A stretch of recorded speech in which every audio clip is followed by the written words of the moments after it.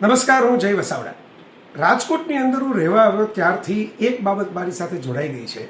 એ છે ગીર ગંગા પરિવારનું ગાયનું દૂધ. તમે જે વાનગીઓ મારી જુઓ છો, ફોટા જુઓ છો, એમાં જે ઘી વપરાય છે, દૂધ વપરાય છે, એ ઘરનું જ છે. અને ઘરનું એટલા માટે હકથી કહી શકું છું કે ગીર ગંગા ગૌશાળાનું છે. ગીર ગંગા પરિવાર, અમારા દિલીપભાઈ સખિયા અને એમના સાથીદારો, મિત્રો, એ હવે વિશાળ સ્વરૂપ ધારણ કરી રહ્યા છે. એ જળ માટે કામ કરે છે અને પાણીનો તો સ્વભાવ જ છે કે નદીઓની ધારા એકબીજા સાથે મળતી જાય અને એમ જ એ મોટો ને મોટો પ્રવાહ થતો જાય. તો એમ જ ગીર ગંગા ટ્રસ્ટ છે એ પાણી માટે કામ કરી રહ્યું છે.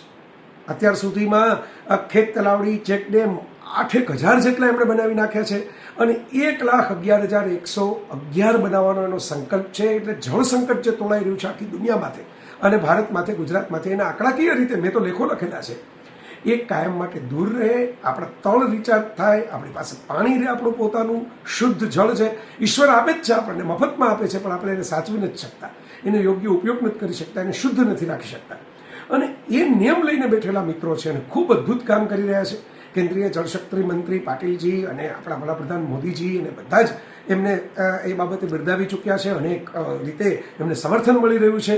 અને કુમાર વિશ્વાસ જેવા લબ્ધ પ્રતિષ્ઠિત કવિ, ખૂબ ઉત્તમ વક્તા અને વિશ્વમાં લોકપ્રિય એવી પ્રતિભા ભારતની, એ આવી રહ્યા છે રાજકોટમાં પહેલી વખત અપને અપને શ્યામની જળકથા કરવા માટે.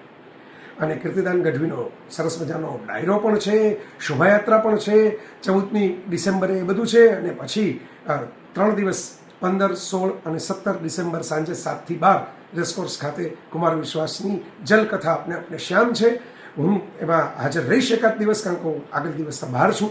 પણ આપ બધા પણ એમાં ખાસ વિનંતી કરું છું કે આ મોકો ચૂકવા જેવો નથી. કથા તો સાંભળવા માટે હાજર રહેજો અને રાજકોટનું જે ઉત્સવપ્રિય વાતાવરણ છે એને વધારે રંગીન બનાવજો. આ શિયાળાની અંદર વધારે ગુલાબી માહોલ બનાવજો.